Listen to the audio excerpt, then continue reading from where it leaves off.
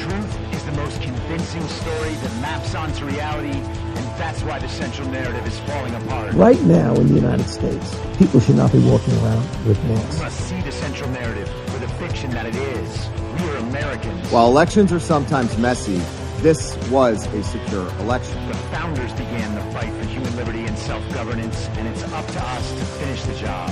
I'll tell you what, we are in a truth emergency right now. This is the end game.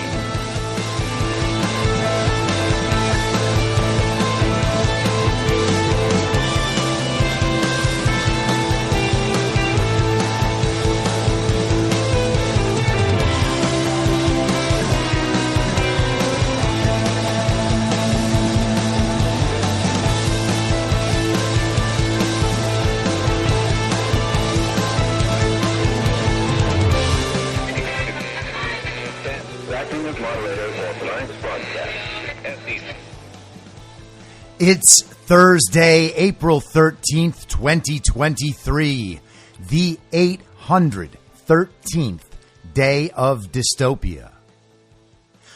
I'm your moderator, Chris Paul. Let's be reasonable. A warm welcome and hello to all of you listening to the podcast on the day of its release. The only way to do that is by becoming a paid subscriber at imyourmoderator.substack.com. You can do so for as little as $50 a year or $5 a month. And in doing so, you will be supporting me, the work I do, and this show as it expands. And if you can't or you simply don't want to, continue listening to the podcast for free a couple days later on a wide variety of podcast platforms and, of course, Rumble. All I ask is that you share it with your friends. You can find the links to the podcast, the writing, the social media, and the merch site by visiting linktree.com/I'm your moderator. So yesterday we talked about Marc Elias and the DNC parting ways.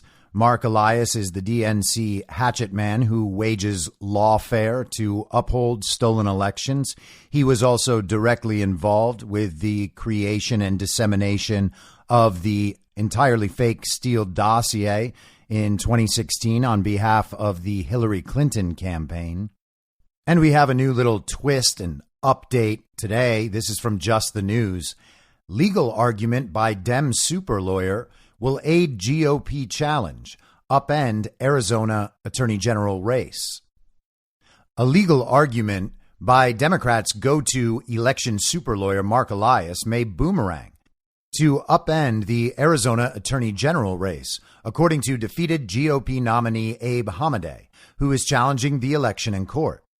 Hamadeh is suing his opponent, Arizona Attorney General Chris Mays, to ensure all votes were counted in their midterm election contest, which Hamadeh lost by just 280 votes, according to an automatic statewide recount. In a legal challenge to an Arizona election integrity law pending before the Ninth Circuit Court of Appeals, Elias's law firm argues that the cancellation of multiple voter registrations for a single voter across different counties could result in voter suppression of populations that frequently move. Elias is unintentionally going to get disenfranchised votes from the November 2022 election counted, which will upend the Arizona Attorney General race, Hamadeh tweeted on Wednesday. I look forward to working with Marc Elias and the team to ensure that democracy is honored. Meanwhile, the Democratic National Committee has parted ways with Elias, citing strategic disagreements, according to a report on Wednesday. And it's definitely not got anything to do with any other issue Marc Elias might be involved with, and certainly not the Durham investigation. On Tuesday, Mojave County Superior Court scheduled oral arguments on May 16th for Hamadeh's motion for a new trial, which he filed after learning that vote total discrepancies in Pinal County were allegedly not brought to the attention of his legal team or the judge in his initial election challenge. As Hamadeh's case moves forward, the Elias Law Group's separate lawsuit challenging an Arizona election integrity law could aid the GOP nominee's case. In August 2022, Arizona Alliance for Retired Americans, Voto Latino, and Priorities USA first sued then Arizona Secretary of State Katie Hobbs and then Attorney General Mark Brnovich with the help of Elias Law Group over Senate Bill 1260, which was enacted in June 2022. The Yuma County Republican Committee intervened in the lawsuit in defense of the new law. The lawsuit argues that the bill, quote, violates the First Amendment's rights to free speech and association and the First and 14th Amendments' protections against undue burdens on the right to vote, according to a summary by Elias's progressive elections news source, Democracy Docket. SB 1260, according to Democracy Docket, requires county recorders to cancel a voter's registration if they receive confirmation that the voter is registered to vote in another Arizona county, creates a process to remove voters from the state's permanent vote-by-mail list if the voter is registered in another county, and makes it a felony to forward a mail-in ballot to a voter who may be registered in another state. The lawsuit warns that the bill's provisions for the cancellation of a person's voter registration does not require county recorders to notify the voter or ask for their consent before canceling their voter registration, nor require recorders to make any inquiry at all of the voter, including to find out where the voter currently resides and intends to vote. As a result, the law, quote, places an undue burden of affirmative cancellation on voters, particularly those who frequently move or change residences, because voters must cancel their other voter registrations if they want to prevent their current voter registration from being canceled, according to the lawsuit. In September, the U.S. District Court for the District of Arizona temporarily halted the enforcement of the cancellation and felony provisions, which means they weren't to take effect during the 2022 midterm elections. The appeal of the order is scheduled to be heard by the Ninth Circuit Court of Appeals on May 16th. Elias's legal argument against the cancellation of multiple voter registrations actually helps Hamadeh's case. Former Arizona Assistant Attorney General Jennifer Wright told Just the News on Monday. Wright, who served in the civil division of the AG's election integrity unit under Brnovich, joined Hamadeh's lawsuit in January. While the district judge stopped the new law from canceling voter registrations in more than one county for a single voter, there are still policies and procedures remaining in effect that allow the cancellations, Wright explained. The cancellation provision applies when someone registers to vote in a new county while they are already registered to vote in a different county. In such cases, the new registration replaces the original one, which is canceled. The audit of the 2020 presidential election in Arizona found that there were voters who registered to vote in multiple counties and voted in more than one county, according to Wright, which is what led to the cancellation provision in Senate Bill 1260.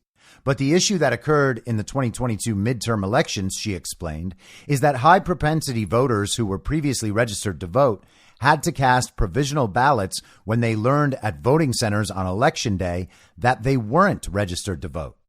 While there were nearly 9,000 provisional ballots rejected statewide during the 2022 general election, Hamadeh's legal team estimates that, based on their research, at least 1,200 of them across roughly half of the state's counties were erroneously rejected, Wright said, and there could be more in other counties.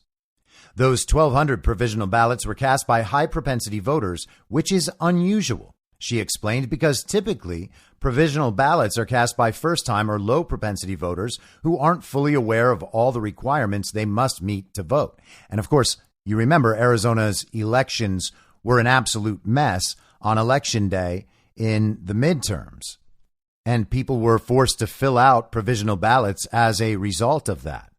And it's worth noting that provisional ballots in general often don't get counted, which is bad in general, but especially strange in a situation like this where they know that people were forced to fill out provisional ballots. Those are people who are obviously there wanting to vote, and their votes are being cast aside in favor of votes with no signature matching, no chain of custody, and votes that were inserted after the election was over. Wright explained that it's common for Arizonans to have two properties, and if they register a vehicle at their second property with the Motor Vehicles Department, there is a pre-checked box on a form for that process that moves a person's voter registration to the new location. And that's good, isn't it? You get registered to vote at the DMV. Thank goodness it's only real legal Americans who can register to vote that way. She noted that provisions in Arizona's 2014 Elections Procedures Manual included safeguards that prevented voters from being erroneously removed without notifying them. However, those safeguards were removed in the 2019 Elections Procedures Manual, which Wright said she didn't initially realize when she was assisting the Attorney General's office in defending the challenged election integrity law. Given that Hamadeh was just 280 votes short of victory in the Attorney General's race, and that there are at least 1,200 provisional ballots that were cast by high-propensity voters, it is possible that if those are counted, he could win, Wright argues. While Wright said she disagrees with Elias on allowing voters to be registered to vote in multiple counties, she added that it is unfair to voters if their registration is changed without them realizing and consenting to it, and it also violates procedural due process. Elias argued that the cancellation of voter registrations would disenfranchise voters. Wright told Just the News No Noise TV show on Wednesday. And under the safeguards that should be in place under the National Voter Registration Act, counties shouldn't have been canceling valid registrations, she added, but our campaign is finding they did. This is a violation of the NVRA and of people's civil rights, Wright concluded. Elias's doomsday argument, she told Just the News, came to fruition, but not in the way he thought it was going to happen, and his exact arguments could now be used to get Abe into office. Elias Law Group and Mays didn't immediately respond to requests for comment on Wednesday. So essentially, Marc Elias, in the lawsuit on behalf of the communists who like to rig elections using a massive supply of additional registrations in the registration database, wanted to keep that number high so that those registries would be available to be used by the election fraud system. And in doing so, he has provided the justification to make sure that the courts will not allow for the disqualification of all of those other provisional ballots, which may indeed make Abe Hamadeh the winner in Arizona. And obviously, knowing about how Arizona's elections work, there's no reason to believe that Abe Hamadeh didn't actually win that election. It seems like the communists may have tied themselves in a knot on this one. Watching the communists experience a disaster of their own creation and at the hands of Marc Elias would be absolutely wonderful and probably hilarious to watch. And while we're on the subject of these communists maliciously abusing the legal system in the United States, Donald Trump released a video statement called "Firing the Radical Marxist Prosecutors Destroying America." There is no more dire threat to the American way of life than the corruption and weaponization of our justice system, and it's happening all around us. If we cannot restore the fair and impartial rule of law, we will not be a free country. As president, it will be my personal mission to restore the scales of justice in America. We want fairness and equality under the law, and to that end, I will appoint U.S. attorneys who will be the polar opposite of the Soros district attorneys and others that are being appointed throughout the United States. Very unfair to our population, very unfair to our country. They will be the 100 most ferocious legal warriors against crime and communist corruption that this country has ever seen. As we completely overhaul the Federal Department of Justice and FBI, we will also launch sweeping civil rights investigations into Marxist local district attorneys. And that's what we have. They're Marxists in many cases. By refusing to charge countless crimes, these Soros prosecutors appear to be engaging in selective enforcement based on illegal racial discrimination. In Chicago, San Francisco, Los Angeles, and every other city where these maniacs have taken over, the DA's offices should face federal subpoenas of their staff, their emails, and their records to determine whether they have blatantly violated federal civil rights law. As part of this effort, there should be a federal inquiry into the Soros prosecutor in Austin, Texas, who charged a veteran with murder for defending himself against a threat by a heavily armed member of a radical left mob.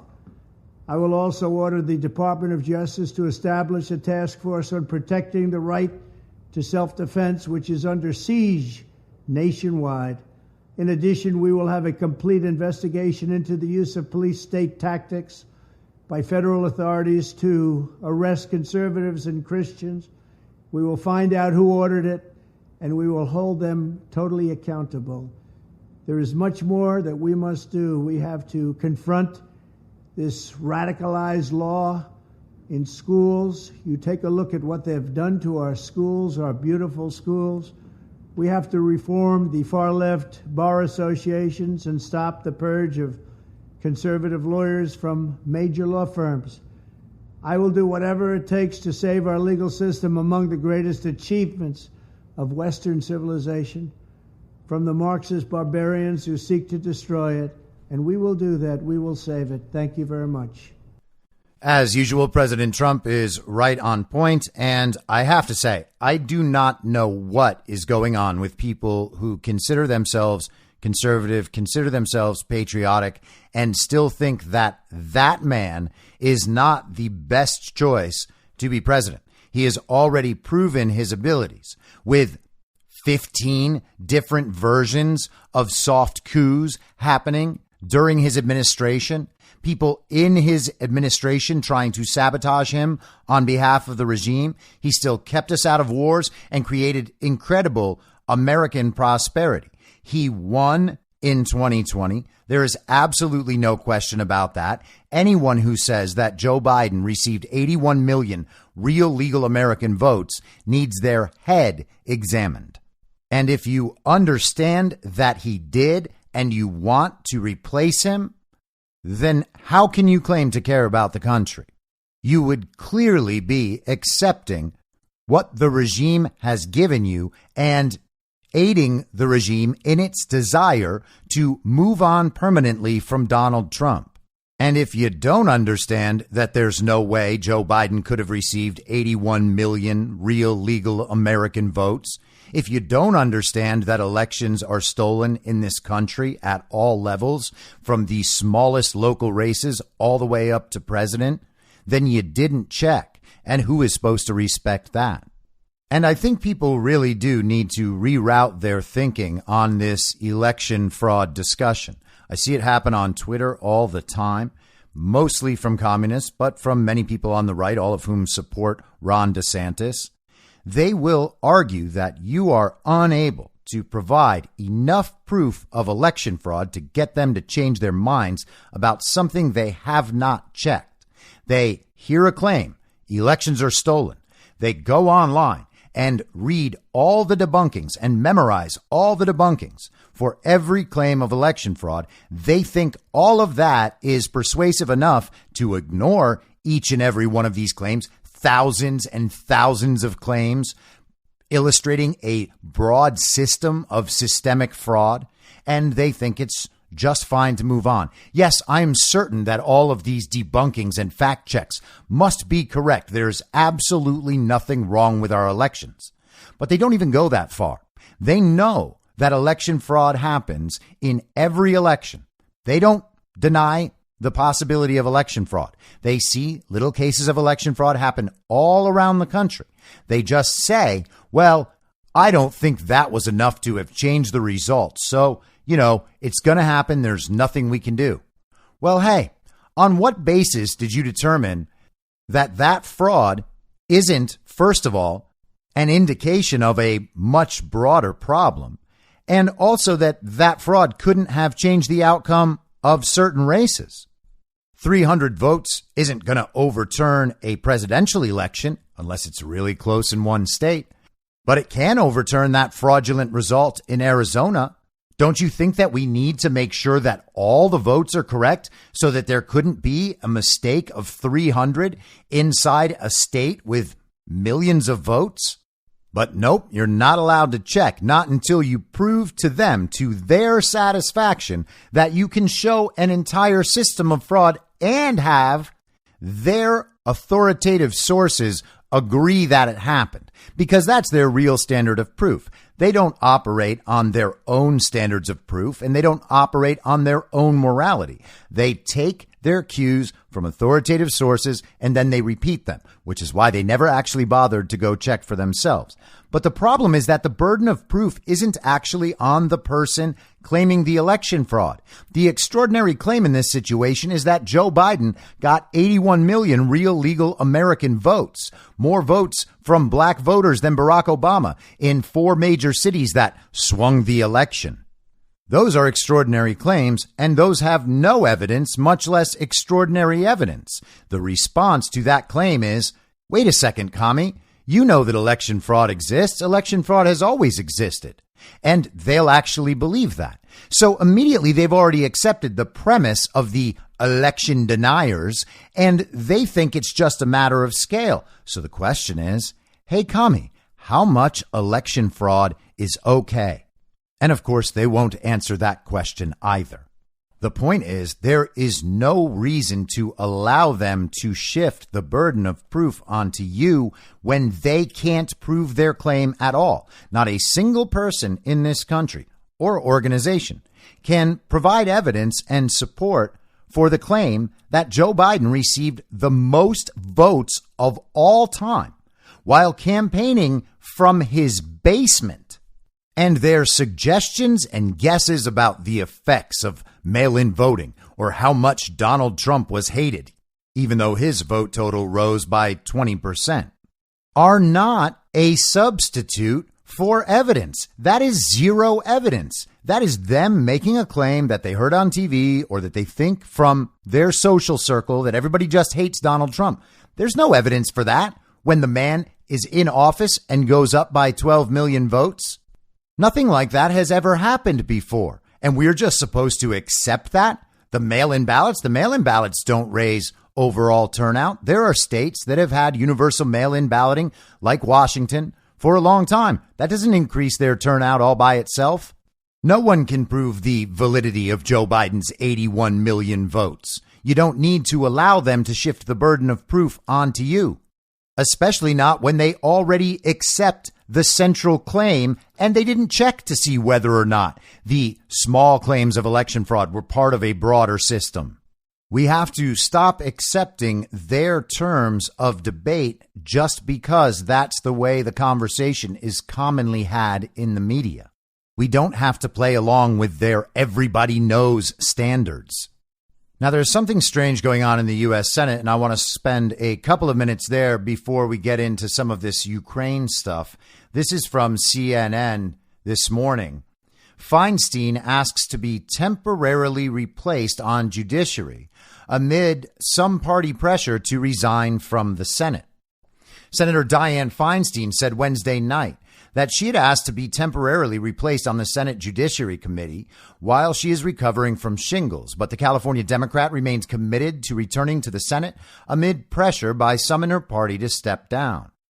I understand that my absence could delay the important work of the Judiciary Committee, so I've asked Leader Schumer to ask the Senate to allow another Democratic senator to temporarily serve until I'm able to resume my committee work, the 89-year-old Feinstein said in a statement, or at least someone said it on her behalf. Feinstein said she had expected to return to Washington by the end of the March work period, but that her return had been delayed due to continued complications related to her diagnosis. She planned to return, she said, as soon as possible once my medical team advises that it's safe for me to travel. A spokesperson for Senate Majority Leader Chuck Schumer said Wednesday night that, per Senator Feinstein's wishes, he would ask the Senate next week to allow another Democratic senator to temporarily serve on the Judiciary Committee. In order to replace her on the committee, a resolution would need to be agreed upon to name another member to the panel. Typically, members are named to committees as part of an organizing resolution at the beginning of a new Senate session. The process at the start of a new Congress typically happens without incident. Leaders agree and the resolution is adopted by unanimous consent.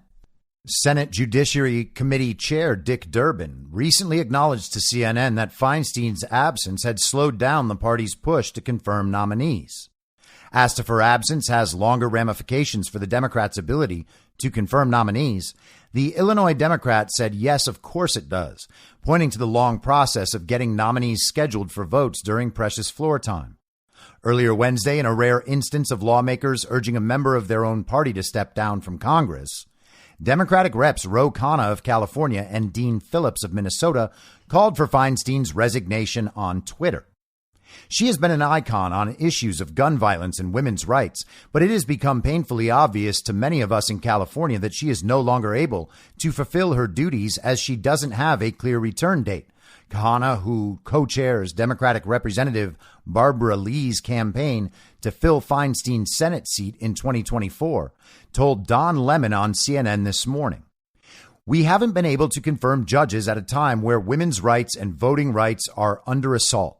And so, as someone from California, I felt an obligation to say what so many colleagues are saying in private. The time has come for her to gracefully step down and have a dignified end to a very distinguished political career," he added.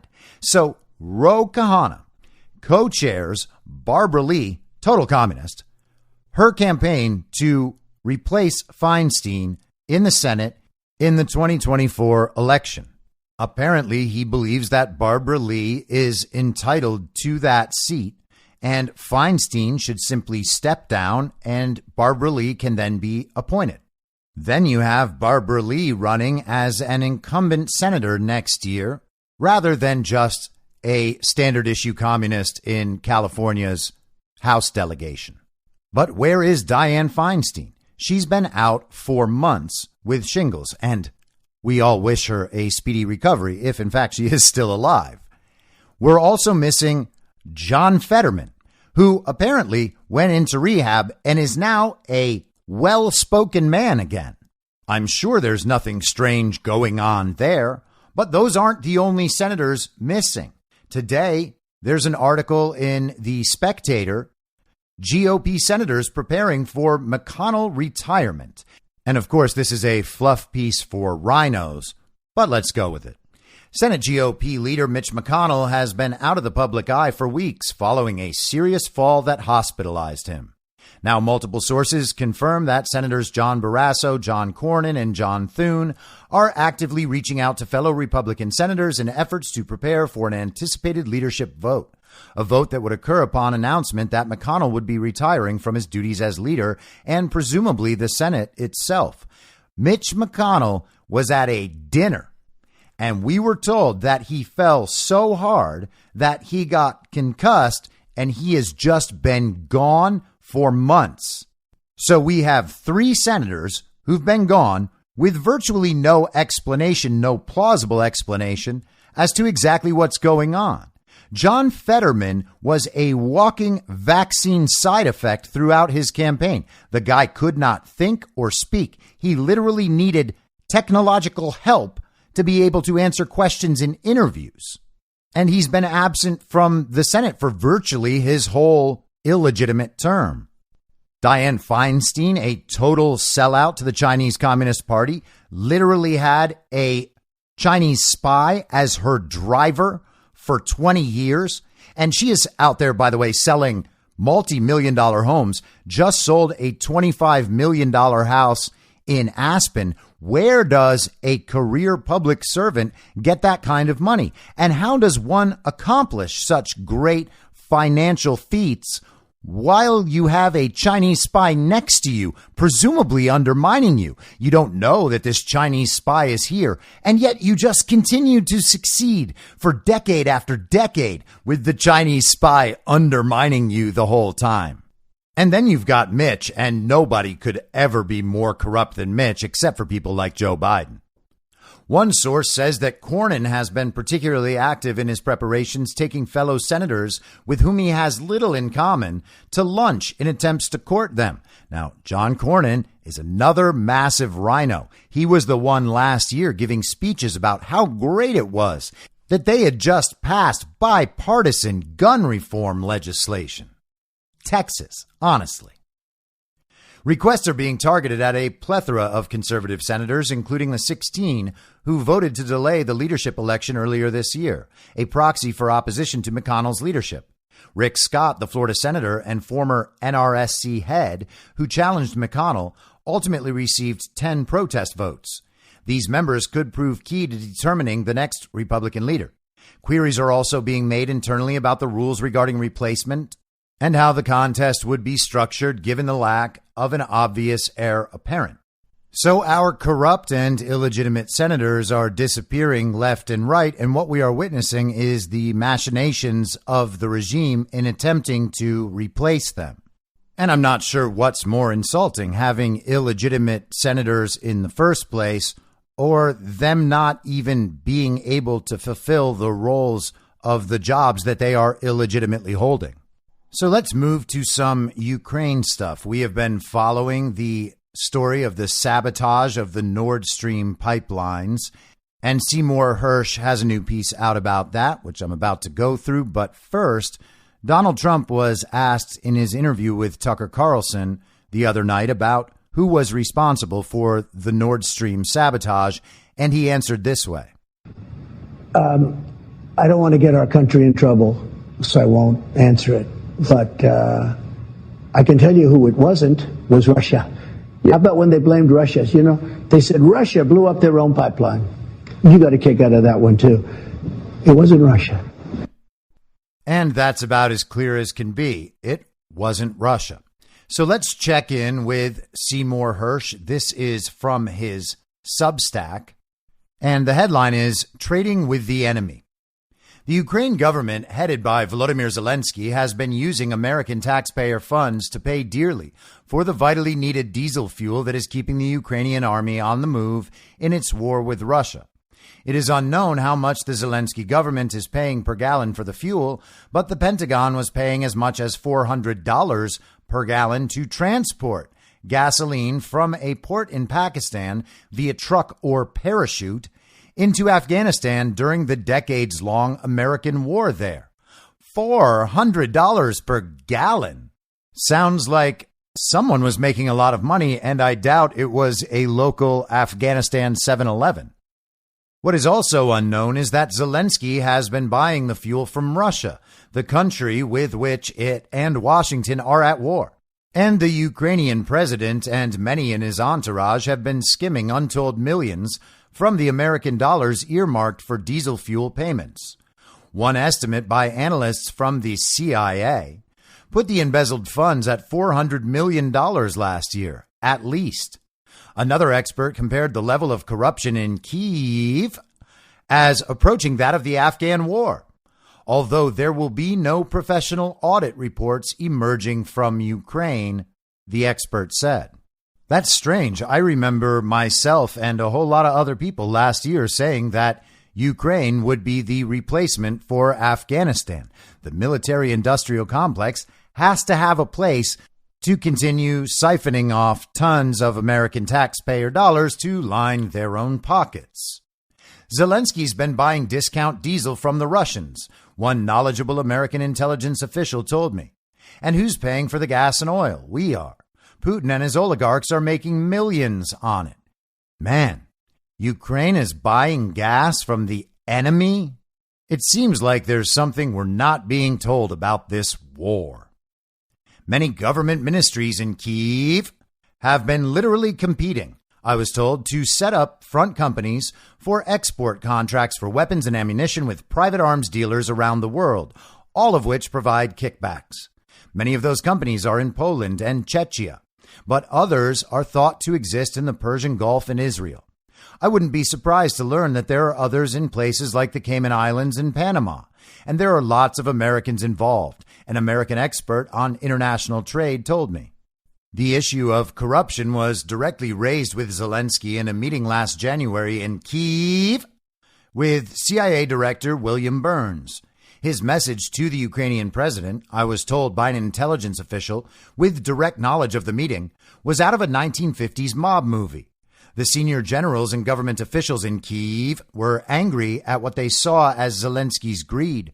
So Burns told the Ukrainian president because, quote, he was taking a larger share of the skim money than was going to the generals.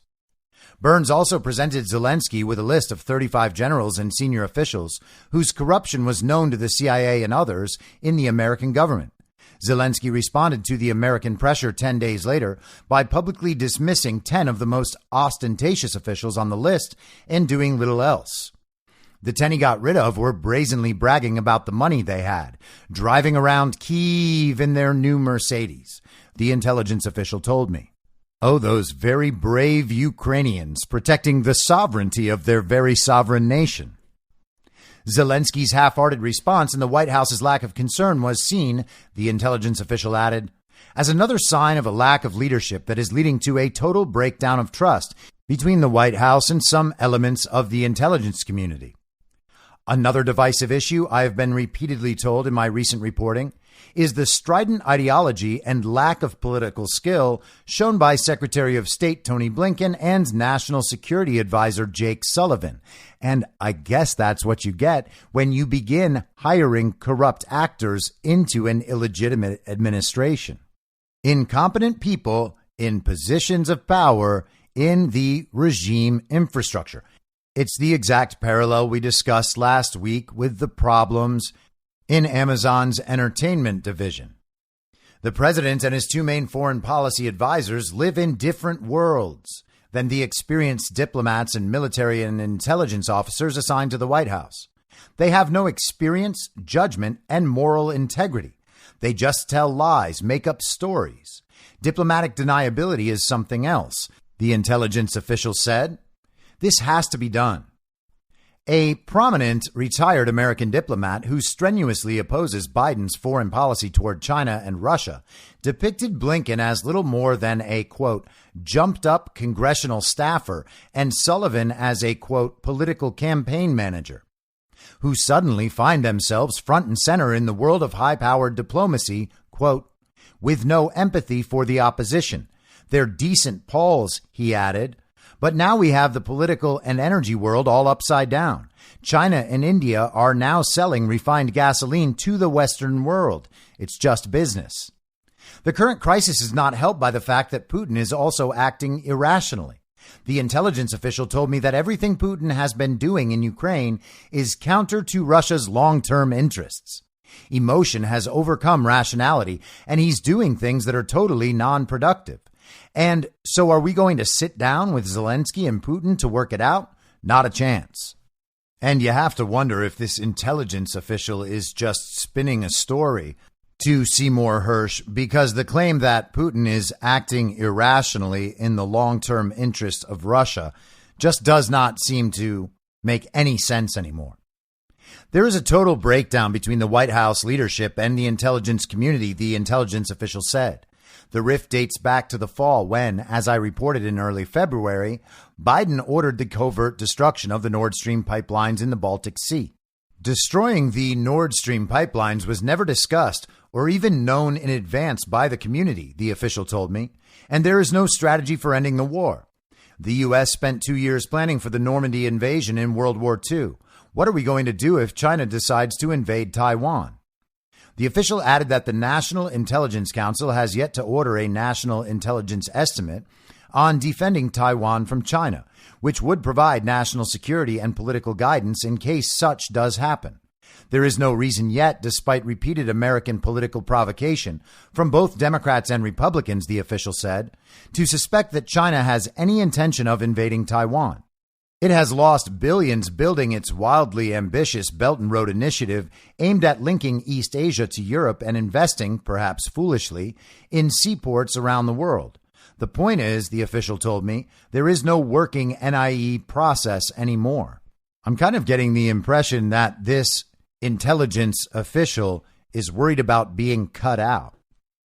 Burns is not the problem, the official said. The problem is Biden and his principal lieutenants, Blinken and Sullivan, and their court of worshippers, who see those who criticize Zelensky as being pro-Putin. We are against evil. Ukraine will fight till the last military shell is gone and still fight. And here's Biden, who is telling America we're going to fight as long as it takes. The official cited the little-known and rarely discussed deployment, authorized by Biden, of 2 brigades with thousands of America's best Army combat units to the region. A brigade of the 82nd Airborne Division has been intensively training and exercising from its base inside Poland within a few miles of the Ukrainian border. It was reinforced late last year by a brigade from the 101st Airborne Division that was deployed in Romania. The actual manpower of the two brigades, when administrative and support units, with the trucks and drivers who haul the constant stream of arms and military equipment flowing by sea to keep the units combat ready, could total more than 20,000. The intelligence officials told me that, quote, there is no evidence that any senior official in the White House really knows what's going on in the 82nd and 101st. Are they there as part of a NATO exercise or to serve with NATO combat units if the West decides to engage Russian units inside Ukraine? Are they there to train or to be a trigger? The rules of engagement say they can't attack Russians unless our boys are getting attacked. But the juniors are running the show here, the official added. There's no NSC coordination and the U.S. Army is getting ready to go to war. There's no idea whether the White House knows what's going on. Has the president gone to the American people with an informative broadcast about what is going on? The only briefings the press and the public get today are from the White House spokespeople. This is not just bad leadership. There is none. Zero. The official added that a team of Ukrainian combat pilots are now getting trained here in America to fly U.S.-built F-16 fighter jets with the goal, if needed, of flying in combat against Russian troops and other targets inside Ukraine. No decision about such deployment has been made. Now, those are a couple interesting paragraphs. The White House has no idea what's going on. There's zero leadership whatsoever coming from the White House. The intelligence agencies have been cut out. The National Security Council has been cut out. There's no idea whether or not these troops stationed in Poland are working with NATO. How many times do we need to hear that the fake president isn't in command before we begin believing that the fake president legitimately isn't in command and isn't receiving intelligence? The disastrous withdrawal from Afghanistan and that terrorist attack certainly indicated it. And I've expressed on here before that it genuinely does seem like they don't know what's going on. When does Biden, and aside from the dementia, Biden, the people in his administration, when do any of them seem like they know what's going on in any circumstance? Did they seem like they knew what was going on with the Sky Circle? I understand that they are trying to disseminate a narrative, make themselves look good. They're not out there telling the truth. I get all that. The whole story is fake from their side. I understand. But they don't seem like they understand the real story. They seem to be consistently caught off guard when asked to discuss virtually anything. The clearest statements of American policy have not come from the White House, but from the Pentagon. Army General Marc A. Milley, who is chairman of the Joint Chiefs of Staff, said of the war last March 15th, Russia remains isolated. Their military stocks are rapidly depleting. Their soldiers are demoralized, untrained, unmotivated conscripts and convicts, and their leadership is failing them. Having already failed in their strategic objectives, Russia is increasingly relying on other countries, such as Iran and North Korea. This relationship is built on the cruel bonds of repressing freedom, subverting liberty, and maintaining their tyranny. Ukraine remains strong. They are capable and trained. Ukrainian soldiers are strong in their combat units. Their tanks, infantry fighting vehicles, and armored vehicles are only going to bolster the front line. Now, all of that is nuts. There is evidence that Milley is as optimistic as he sounds. I was told that 2 months ago, the Joint Chiefs had ordered members of the staff, the military phrase is tasked, to draft an end-of-war treaty to present to the Russians after their defeat on the Ukraine battlefield. If worse comes to worst for the undermanned and outgunned Ukraine army in the next few months, will the two American brigades join forces with NATO troops and face off with the Russian army inside Ukraine? Is this the plan or hope of the American president? Is this the fireside chat he wants to give? If Biden decides to share his thoughts with the American people, he might want to explain what two army brigades, fully staffed and supplied, are doing so close to the war zone. But then again, how is Biden supposed to explain something he doesn't know anything about? And let's not forget that we are having this conversation in the context of the major story that's out there right now regarding Ukraine, these military planning documents that were found on a Discord server and the story about that leak. We're getting all sorts of investigative reporting from the mainstream media telling us how this leak happened, while they're largely ignoring the contents of the leak and what this means for the future of the Ukraine war. The interesting thing about this story is that the mainstream media is widely reporting it. The administration is out there talking about it. There is some element to this entire issue that seems obviously fake. And when that happens, it's wise not to trust any of the story, but to try to know all of it and see if there's some way that it maps on to what we're thinking about. And at that point, maybe we get some meaning out of it. We can find some useful knowledge in there. But the whole thing seems pretty well orchestrated. And a prime example of that is the fact that former Clinton White House Chief of Staff, former Secretary of Defense, and former CIA Director Leon Panetta, one of the 51 former intelligence officials who signed the letter saying that Hunter Biden's laptop was Russian disinformation, was on CNN talking to Christiane Amanpour so that he could relay to the world the official story about what's going on with the leak of these war plans. Any leak of highly classified information is going to damage our national security, particularly impacting on the sources of that intelligence, these are sources that put their lives on the line in order to gather intelligence, and they're now vulnerable. But secondly, this is also timely intelligence. It deals with information over the last 2 months on the strengths and weaknesses of both Russia and the Ukraine. So there's no question that it's going to impact on the military decisions that are going to be made in these next few weeks. Does it strike you as odd, even though, as you correctly say, we don't know the who's, the hows, etc., but that itself is pretty strange, isn't it? I mean, you knew almost immediately when WikiLeaks happened, and that was the last big dump of real-time intelligence. You know, almost immediately after the Snowden, it was different, but those leaks as well. Are you surprised that they're surprised and caught unawares? Well, this is information that appeared on a social media app. I think Discord is the name of it. And you would think that we would be able to have the forensics to determine exactly how this leak occurred. I'm sure that the Pentagon, the Justice Department, and the FBI are applying as many resources as possible because, frankly, we don't know whether or not there's additional information out there. And if there's more to come, this could be particularly damaging, not only with regards to what happens in Ukraine and the decisions that are made there, but also the impact that it has on our allies. We've already had to explain this intelligence to South Korea, to Israel, to the UAE, and to others that are involved. So there could be even more damage to come if we don't plug this leak as soon as possible.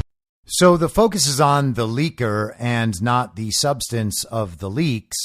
The mainstream media is running cover for all of this, as you might expect.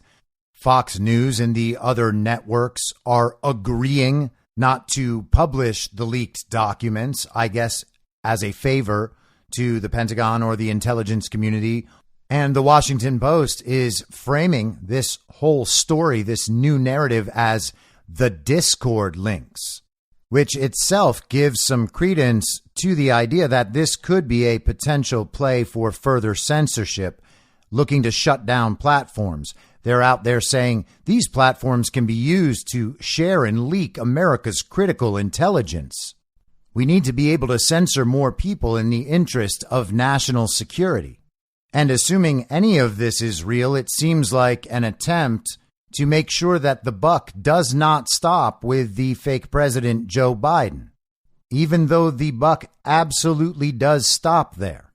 So let's get into some of that. This is from the Washington Post last night. It's a long article, so I'll give you the beginning and the end. You can check into this on your own. Discord member details how documents leaked from closed chat group. The man behind a massive leak of U.S. government secrets that has exposed spying on allies revealed the grim prospects for Ukraine's war with Russia and ignited diplomatic fires for the White House is a young, charismatic gun enthusiast who shared highly classified documents with a group of far-flung acquaintances searching for companionship in the isolation of the pandemic. And already we are off to an utterly ridiculous start. So the Washington Post says that the prospects for Ukraine's war with Russia are grim, but don't focus on that. Focus on the fact that he is a gun enthusiast who just hated his life because he felt isolated during the pandemic. United by their mutual love of guns, military gear, and God, the group of roughly 24, mostly men and boys, formed an invitation-only clubhouse in 2020 on Discord, an online platform popular with gamers. But they paid little attention last year when the man some call OG posted a message laden with strange acronyms and jargon. The words were unfamiliar and few people read the long note, one of the members explained. But he revered OG, the elder leader of their tiny tribe, who claimed to know the secrets that the government withheld from ordinary people. The young member read OG's message closely, and the hundreds more that he said followed on a regular basis for months. They were, he recalled, what appear to be near verbatim transcripts of classified intelligence documents that OG indicated he had brought home from his job on a military base, which the member declined to identify. OG claimed he spent at least some of his day inside a secure facility that prohibited cell phones and other electronic devices, which could be used to document the secret information housed on government computer networks or spooling out from printers. So a SCIF. He was stealing documents from a SCIF, which sounds a lot like what the fake president was doing when he was vice president. He annotated some of the hand-typed documents, the member said, translating arcane intel speak for the uninitiated, such as explaining that NOFORN, N-O-F-O-R-N, meant the information in the document was so sensitive it must not be shared with foreign nationals. OG told the group he toiled for hours, writing up the classified documents to share with his companions in the Discord server he controlled. The gathering spot had been a pandemic refuge, particularly for teen gamers locked in their houses and cut off from their real-world friends. The members swapped memes, offensive jokes, and idle chit-chat. They watched movies together, joked around, and prayed. But OG also lectured them about world affairs and secretive government operations. He wanted to keep us in the loop, the member said, and seemed to think that his insider knowledge would offer the others protection from the troubled world around them. Ooh, it's a den of conspiracy theory. He's a smart person. He knew what he was doing when he posted these documents, of course. These weren't accidental leaks of any kind, the member said, and they have a video where a guy's face is hidden as he tells them about this tale of espionage. The transcribed documents OG posted traversed a range of sensitive subjects that only people who had undergone months-long background checks would be authorized to see.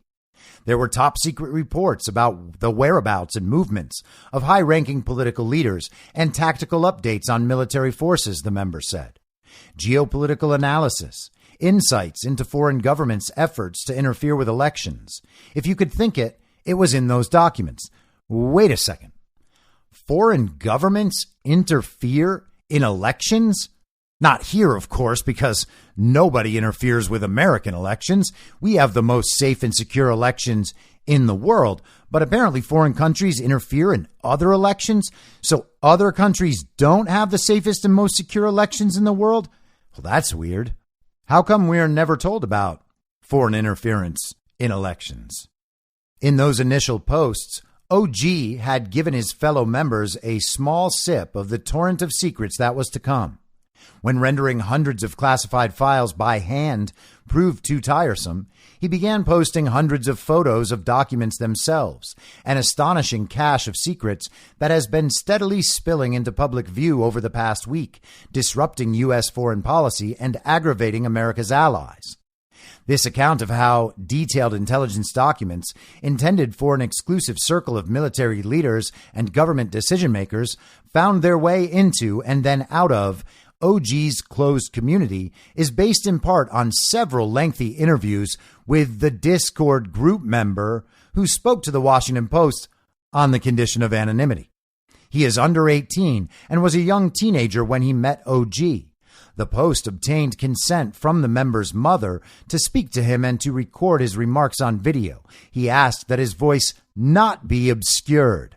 And the Post presents a very intricately detailed story of how the Discord group evolved and how they were very tight-knit. It was all just sharing and caring, and all of it is very, very real. You can't doubt it whatsoever. But let's jump down to the end, a little segment with the subheading, Not a Whistleblower.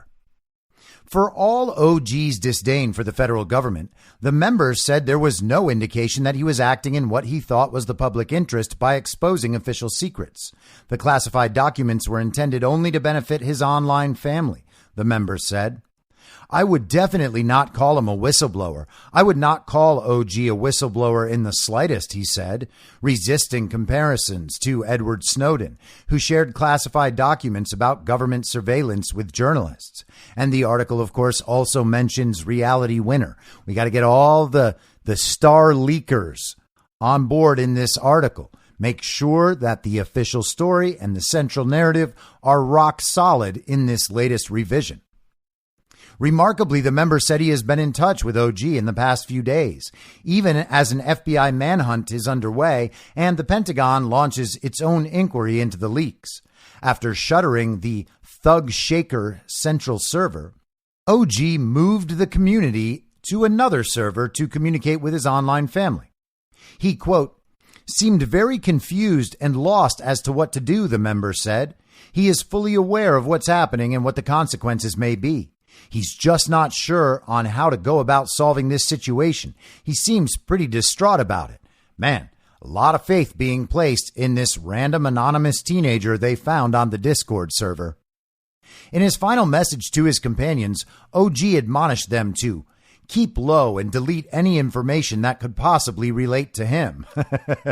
Doesn't sound like a Fed at all. That included any copies of the classified documents OG had shared. When it dawned on them that OG was in grave peril and intended to disappear, the members of Thug Shaker Central full-on sobbed and cried, the young member said. It is like losing a family member. In hours of interviews, he continued to express admiration and loyalty to a man who may have endangered his young followers by allowing them to see and possess classified information, exposing them to potential federal crimes. I figured he would not be putting us in any sort of harm's way, the member said.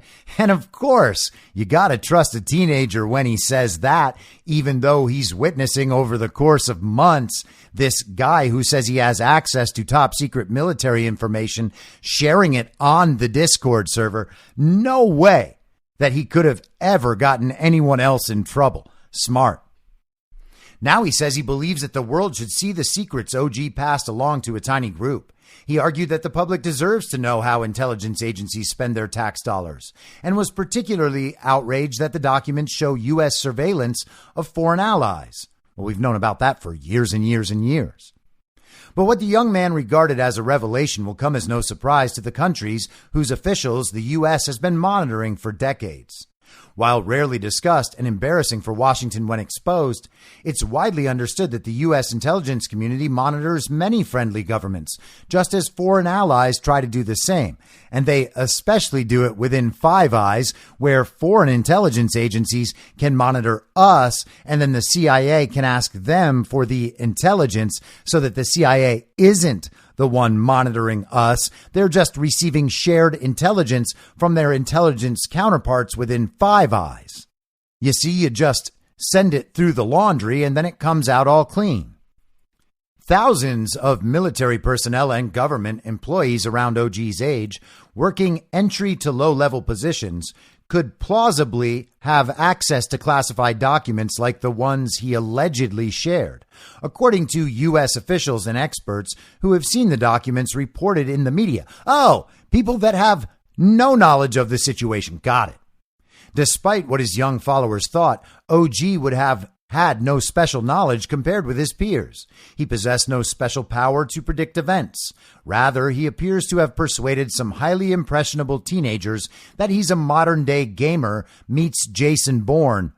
Okay, got it. Just a random disillusioned MAGA guy, right? That's how you've set it up. But he also had access to top-secret documents that had been contained in a skiff.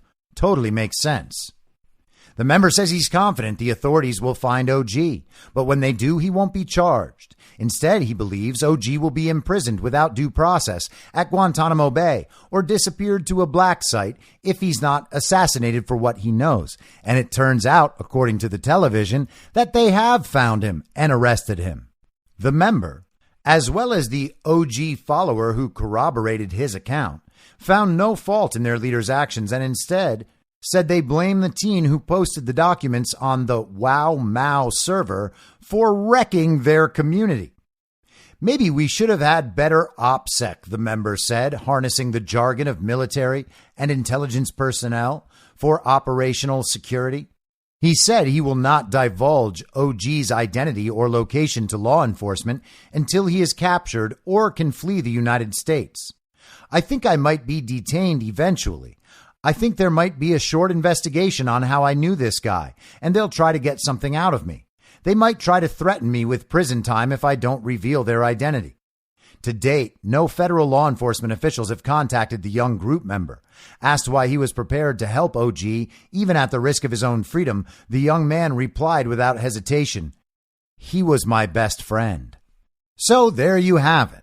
Someone on a Discord server got highly classified intelligence out of a skiff, put it on a Discord server over the course of months, and we're finding out about this from an anonymous teenager who the Washington Post found. And after you believe all that, the takeaway is MAGA bad, because he is a gun enthusiast who likes to talk about God and was upset by the things the regime is doing.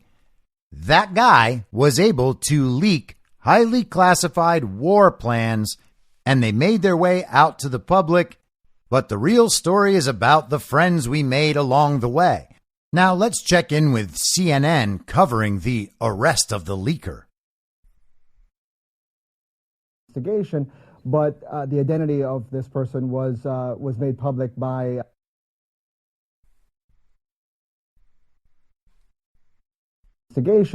But the identity of this person was made public by some of the news media reports in the New York Times and, of course, the Washington Post, which has been doing a lot of reporting on this over the last few days, reported on his identity. So I'm told by sources that the investigation kind of accelerated as a result of his identity becoming public. So now we expect that he's going to be taken to a federal court there in Massachusetts, in Boston, where the procedure will begin to remove him and bring him down to the Washington, D.C. area, where we expect that the charges are going to be filed for his connection to the leaking of these documents. At this point, there's not a lot we know about the exact charges. We expect we might hear more from the Attorney General and from the Justice Department soon, whenever they decide to make public the charges that are to be announced. But we do know, obviously, that they, as you could hear from that briefing just now at the Pentagon, they're treating this as a criminal matter. They believe that there's some serious national security damage that has been done by the exposure of these documents. The Washington Post said that there's as many as 500 documents that they had seen on various platforms, including on these chat rooms, Discord, which is a gaming platform. And so that's, of course, now in the hands of the Justice Department and prosecutors, who are going to be bringing the federal charges against this young man. Again, 21-year-old Jack Teixeira, 21 years old, member of the Massachusetts Air National Guard. Again, those are pictures, we believe, of Teixeira being taken into custody by the FBI and by the investigators there who've been working this case frantically over the last few days. So you got military personnel around a military vehicle, video of a kid in a T-shirt and shorts getting handcuffed, and it's the FBI arresting him. It's been in the Washington Post and the New York Times. Now it's on the TV. All of it is real. Thank goodness they captured this random kid. Now, one might think that this might harm the war effort, but it hasn't. This is the Wall Street Journal this morning. Ukraine says U.S. leaks won't impact its planned offensive. And I guess that must be because the war plans were so good that even the enemy knowing them can't stop them. Seems like they should have started using these war plans 14 months ago. A senior Ukrainian official played down the seriousness of the online leak of classified U.S. intelligence documents, saying they would have no impact on a critical Ukrainian offensive planned for the coming weeks. The leaked files have, quote, no operational significance. Mikhailo Podolyak, a Ukrainian presidential advisor, said in an interview. They have no impact on the front line or the planning of the general staff, he said. The documents published so far don't contain any major intelligence revelations regarding where, when, and how Ukraine intends to regain the 18% of the country's territory that remain occupied by Russia. By the way, it's always worth noting that 18% of the country is just Russia now. Only a fraction of the several hundred classified documents uploaded to a small Discord server between January and March have become public, however. It isn't clear whether the remaining undisclosed documents contain more damaging information or whether they are already in Moscow's possession. As the U.S. government investigates one of the most serious intelligence breaches of recent decades, Ukrainian officials are publicly denying any serious damage from the leaks and say they are waiting for the right moment to launch the much-anticipated spring push. Still, as soon as the existence of the breach became public last Friday, President Volodymyr Zelensky ordered new unspecified measures to protect Ukraine's military secrets. It isn't clear to what extent the fallout will impair intelligence sharing between Kyiv and Washington. The leaks come at a critical moment in the war. Russian forces are inching forward in eastern Ukraine in grinding assaults, while Ukraine's military is preparing for an offensive aimed at recapturing occupied territory and demonstrating to Ukrainian citizens and Western backers that its goal of taking back all of its lands is achievable. The immediate aim of the offensive is to break through defensive lines that Russia has been reinforcing for months. Analysts have suggested that a key target could be an occupied band of territory along Ukraine's south coast that connects Crimea with mainland Russia, with potential avenues of advance toward the cities of Melitopol, Berdyansk, and Mariupol. The U.S. and allies are equipping and training 9 Ukrainian brigades for the offensive, while the Ukrainian military is preparing 3 additional brigades by itself. Ukraine's National Guard is creating 9 more assault brigades. A typical Ukrainian brigade has between 5,000 and 7,000 troops, meaning these fresh forces could number well above 100,000 soldiers. Sure they can. One leaked document dated February 28th assesses the training and availability of equipment for the 9 Western-trained brigades and suggests that they should be ready and combat credible by the end of April. These forces are being equipped with the latest Western-provided heavy weapons, such as Leopard 2 and Challenger 2 tanks and Marder, Bradley, and Stryker infantry fighting vehicles.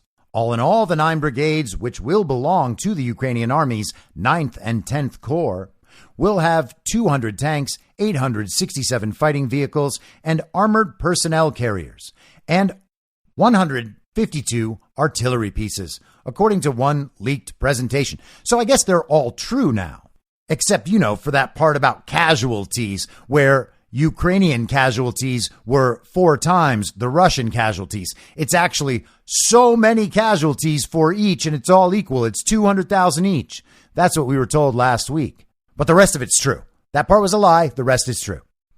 While the Russian military still outguns Ukraine, its advantage in heavy weapons is no longer as lopsided as it was a year ago, in part because of huge losses inflicted on Russian troops during the past year, according to the documents. After losing more than 2,000 tanks, Russia can field 3,028 tanks versus Ukraine's 1,765. Its number of remaining artillery systems after losing nearly 1,000 is at 4,919 versus Ukraine's 3,024, according to the Pentagon documents. And again, you have to love how they're saying these huge losses inflicted on Russian troops, even though, according to these same documents, it's 4-1 in favor of Russia. The Wall Street Journal wasn't able to independently authenticate the documents, but they contain enough detail to give them credibility. Oh, so that's what we go on now. That's cool. Great job, mainstream media. Defense officials have said they believe some of the documents could be authentic. Mr. Podolyak, the presidential advisor, said the timing of the attack depended on equipment and personnel being ready. I wouldn't be fixated on when the counterattack will take place, but on the resources, and at what point the resources will be sufficient to get a result, he said. And we know that these resources are taking forever to get there, and many of them never arrive. So all of this is probably, honestly, a complete and total smoke show. But we'll see. In addition to Western tanks, fighting vehicles, and howitzers, Ukraine also needs hundreds of thousands of rounds of artillery ammunition for the offensive, something that would require the U.S. and allies to further draw down their stocks.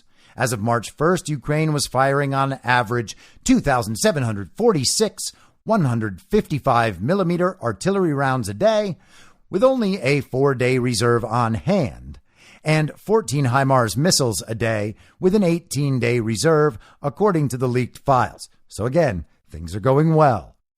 Russia is also increasingly suffering from ammunition shortages after a winter campaign that involved, quote, a daily deluge of artillery fires, according to one of the Pentagon documents.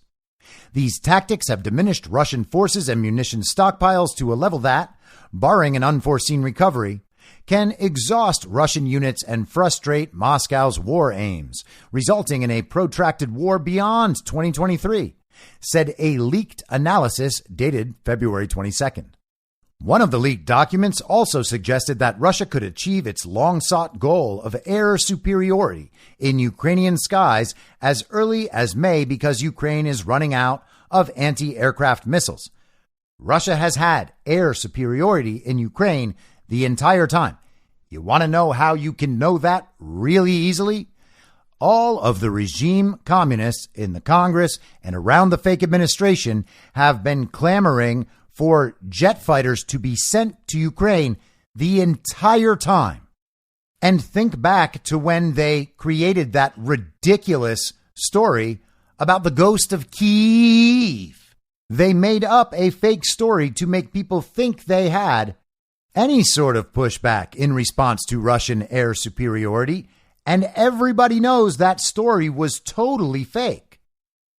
Mr. Podolyak said that Russia had changed tactics in its use of missiles against Ukraine. After using cruise missiles to target Ukrainian energy infrastructure, Russia is now focusing on using missiles and guided bombs to strike closer to the front line areas. He said Russia is using S-300 air defense systems to launch missiles at ground targets and air-launched unguided FAB-500 bombs that have been converted into guided bombs. Ukraine needs more air defense systems and modern jet fighters in order to protect its skies, Mr. Podolyak said. So now the same article admits it. They've been begging for jet fighters for over a year. They still don't have them. Poland and Slovakia are supplying modernized Soviet-era MiG-29 jet fighters to Ukraine, but Ukrainian officials say they need more modern planes, like the U.S.-made F-16 to combat Russian threats. And apparently they also need fighters who know how to fly any of these planes, and that's why they're being trained in the United States. What an absolute disinformation shit show all of this is. The U.S. has so far declined to provide jets or longer-range weapons with the potential to strike deep into Russia. And there we have it. Aren't you now confident in Ukraine's ability to wipe out all the Russian forces and chase them from their land? The whole thing has reached a point of utter ridiculousness. They seem to be completely unprepared. They have been dominated by Russia the whole time. Now the war plans have been leaked by a young man who I guess got them out of the skiff. How? No one knows. All we have is the story of an anonymous teenager as told to the Washington Post. But even despite all that, Ukraine is not deterred. They are just a bunch of plucky, committed, patriotic Ukrainians willing to defend their sovereign land, even though 1/5 of it is now just Russia. Things are going great for the regime. They are so powerful. That's how they're going to be able to defend Taiwan from China, even though Emmanuel Macron just said a few days ago that France, among others, will not be involved in that China-Taiwan situation. And they don't even know if the U.S. is going to provide the security guarantee required by the NATO treaty. And I have to say that it feels very weird to record 75 minutes of a podcast, and the only thing that we should suspect is true or reality-based in any way was Donald Trump's 3-minute video statement. We have Marc Elias, who told us that elections are very safe and very secure, waged lawfare, tried to game the legal system to keep fraudulent elections in place. That gaming might come back to haunt the Democrats. We have senators who don't show up for months and months with very implausible and very thin explanations for why they're gone and what's going on.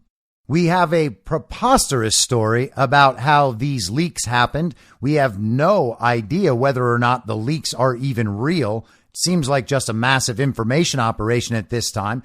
Quite clear that Joe Biden has no idea what's going on. We have this young man being arrested by the FBI, and the story about this man delivered to us by an anonymous teenager talking to the Washington Post.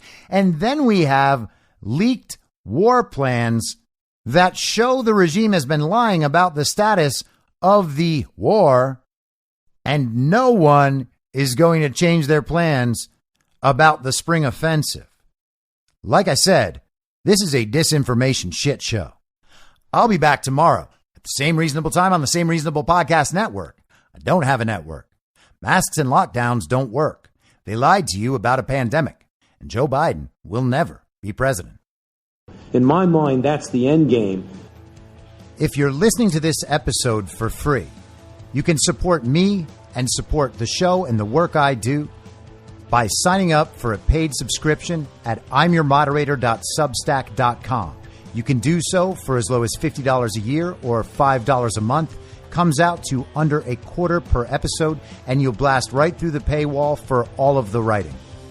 The merch store is www.cancelcouture.com, and you can find everything else by heading to Linktree, linktree.com/imyourmoderator. And I'll see you soon out on the range.